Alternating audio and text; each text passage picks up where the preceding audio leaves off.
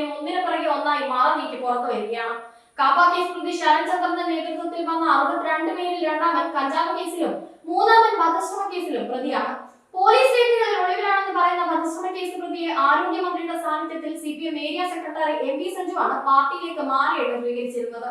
കഴിഞ്ഞ വെള്ളിയാഴ്ചയാണ് യുവമോർച്ച BJP പ്രവർത്തകർ എന്ന് അവകാശപ്പെടുന്ന 62 പേരെ കുമ്പഴ ലിജോ ഓഡിറ്റോറിയത്തിൽ CPM-ലേക്ക് രക്തഹാരം അണിയിച്ച് സ്വീകരിച്ചത്. മന്ത്രി വീണ ജോർജാണ് യോഗം ഉദ്ഘാടനം ചെയ്തത്.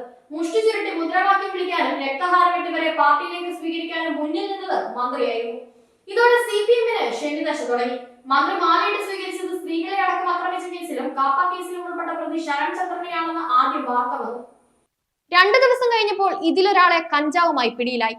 മൂന്നാമൻ ഒളിവിലുള്ള വധശ്രമ കേസ് പ്രതിയാണെന്ന വിവരം ഇപ്പോഴാണ് പുറത്തു വരുന്നത്.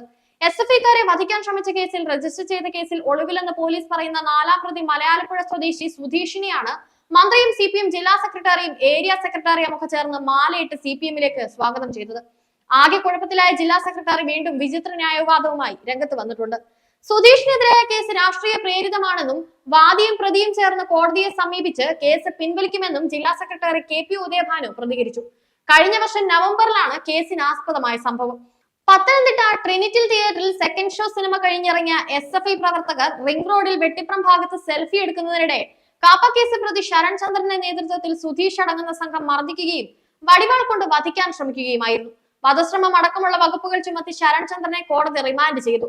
2 മാസത്തിന് ശേഷം ഹൈക്കോടതിയിൽ നിന്ന് ശരണിന് ജാമ്യം അനുവദിച്ചെങ്കിലും മറ്റുള്ള പ്രതികളെ അറസ്റ്റ് ചെയ്തിരുന്നില്ല. കേസിൽ 4ാം പ്രതിയാണ് സുധീഷ്.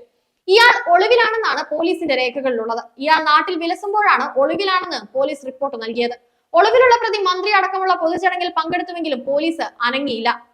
പാർട്ടിയിലേക്ക് പുതുതായി വന്നവർക്ക് രാഷ്ട്രീയമായ ഒരുപാട് കേസുകൾ കാണുമെന്നും വാദിയും പ്രതിയും ചേർന്ന് കേസ് ഒഴിവാക്കാൻ കോടതിയെ സമീപിച്ചിട്ടുണ്ടെന്നുമാണ് CPM ജില്ലാ സെക്രട്ടറിയുടെ ന്യായവാദം.